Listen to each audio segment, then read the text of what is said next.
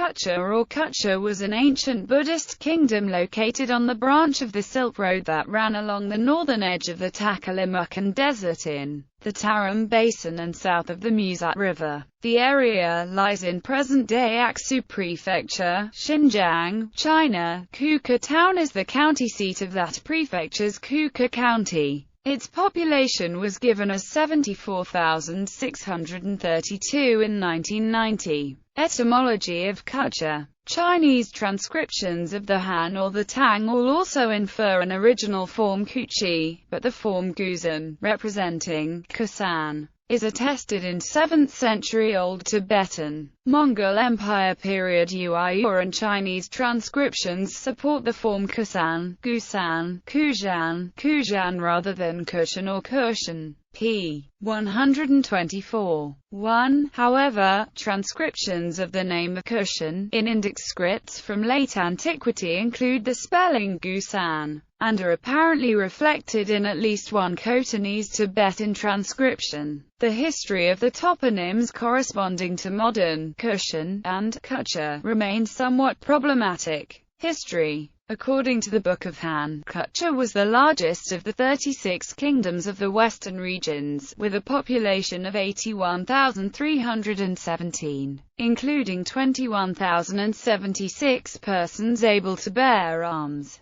Tang dynasty. During the periods of Tang domination during the early Middle Ages, the city of Kucha was usually one of the 4 garrisons of Anxi, the pacified West, typically the capital of it. During periods of Tibetan domination it was usually at least semi-independent. It fell under Uyghur domination and became an important center of the later Uyghur kingdom after the Kyrgyz destruction of the Uyghur steppe empire in 840. For a long time Kucha was the most populous oasis in the Tarim Basin. As a Central Asian metropolitan center, Kucha was part of the Silk Road economy, and was in contact with the rest of Central Asia, including Sogdiana and Bactria, and thus eventually with the peripheral cultures of India, Persia, and China. The Chinese pilgrim Xuanzang visited Kucha and in the 630s described Kucha at some length, and the following are excerpts from his descriptions of Kucha. The soil is suitable for rice and grain, it produces grapes, pomegranates and numerous species of plums, pears, peaches,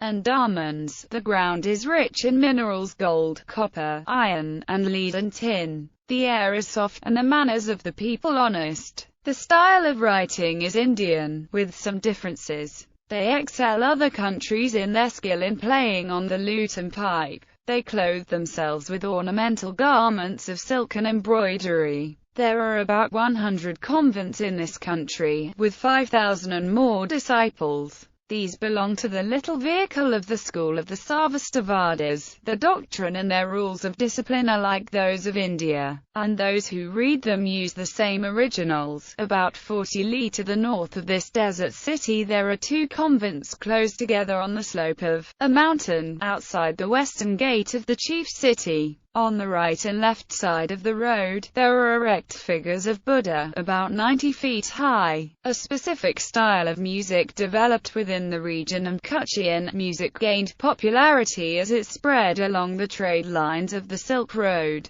Lively scenes of Kuchian music and dancing can be found in the Kizil caves and are described in the writings of Xuanzang. He fair ladies and benefactresses of Kizil and Kumchara in their tight-waisted bodices and voluminous skirts recall, notwithstanding the Buddhic theme, that at all were halting places along the Silk Road. In all the rich caravan towns of the Tarim, Kucha was renowned as a city of pleasures, and that as far as China men talked of its musicians, its dancing girls, and its courtesans. Kuchian music was very popular in Tang China, particularly the lute, which became known in Chinese as the pipa. For example, within the collection of the Gimat Museum, 2 Tang female musician figures represent the 2 prevailing traditions. One plays a Kuchian pipa and the other plays a Chinese jiegu. The music of Kucha was transmitted from China to Japan, along with other early medieval music, during the same period, and is preserved there. somewhat transformed, as gagaku or Japanese court music. The extensive ruins of the ancient capital city, in Chinese Gichi, lie 20 kilometers north of modern Kucha. Modern Francis' young husband, who passed through the oasis in 1887 on his journey from Beijing to India,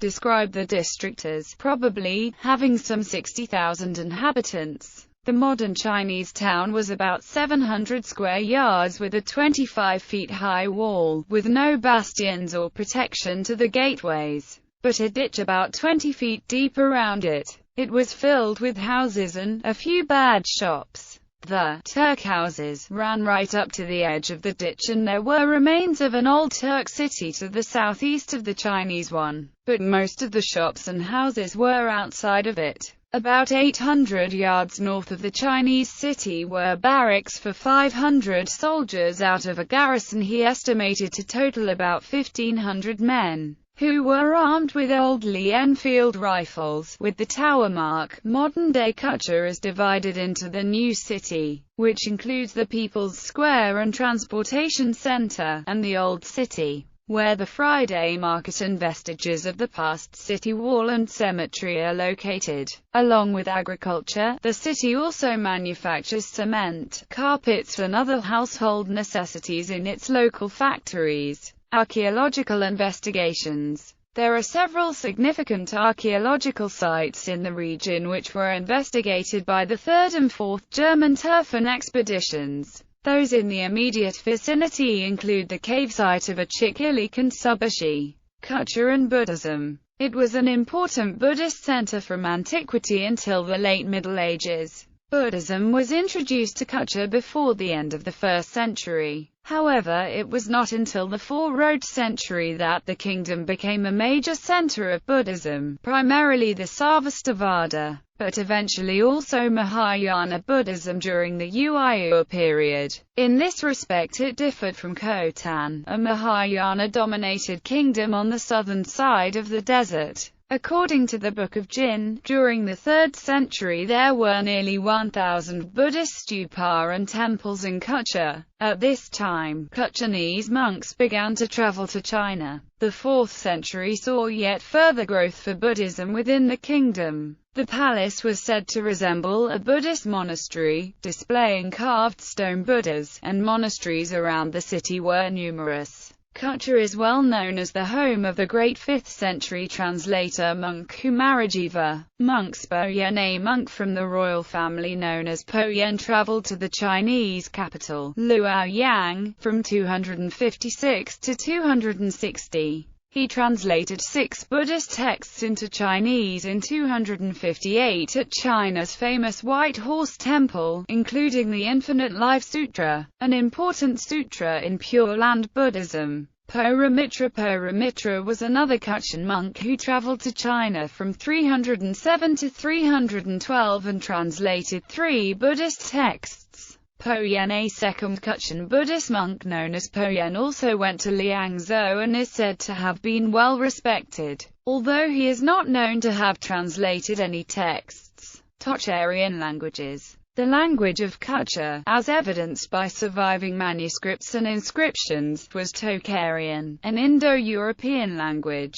Later, under the Uighur domination, the kingdom of Kucha gradually became Turkic-speaking. In the early 20th century, inscriptions and documents in 2 new related languages were discovered at various sites in the Tarim Basin written in Central Asian Brahma script. It was soon found that they belonged to the Indo-European family of languages and had not undergone the Saturn sound change. The only records of East Tocharian, or Tocharian A, and West Tocharian, or Tocharian B, are of relatively late date, approximately 6th to 8th century CE, but the people arrived in the region much earlier. Their languages became extinct before circa 1000 CE. Scholars are still trying to piece together a fuller picture of these languages, their origins, history and connections, etc. Neighbors. The kingdom bordered Aksu and Kashgar to the west and Karasar and Turpan to the east. Across the Takalimukan Desert to the south was Khotan, Kucha and the Kizil Caves. The Kizil Caves lie about 70 kilometers northwest of Kucha and were included within the rich 4th century kingdom of Kucha. The caves claim origins from the royal family of ancient Kucha, specifically a local legend involving Princess Siohan, the daughter of the king of Kucha. While out hunting, the princess met and fell in love with a local mason. When the mason approached the king to ask for permission to marry the princess, the king was appalled and vehemently against the union. He told the young man he would not grant permission unless the mason carved 1,000 caves into the local hills. Determined, the mason went to the hills and began carving in order to prove himself to the king. After 3 years and carving 999 caves, he died from the exhaustion of the work. The distraught princess found his body, and grieved herself to death, and now, her tears are said to be current waterfalls that cascade down some of the cave's rock faces. Timeline 630. Xuanzang visited the kingdom.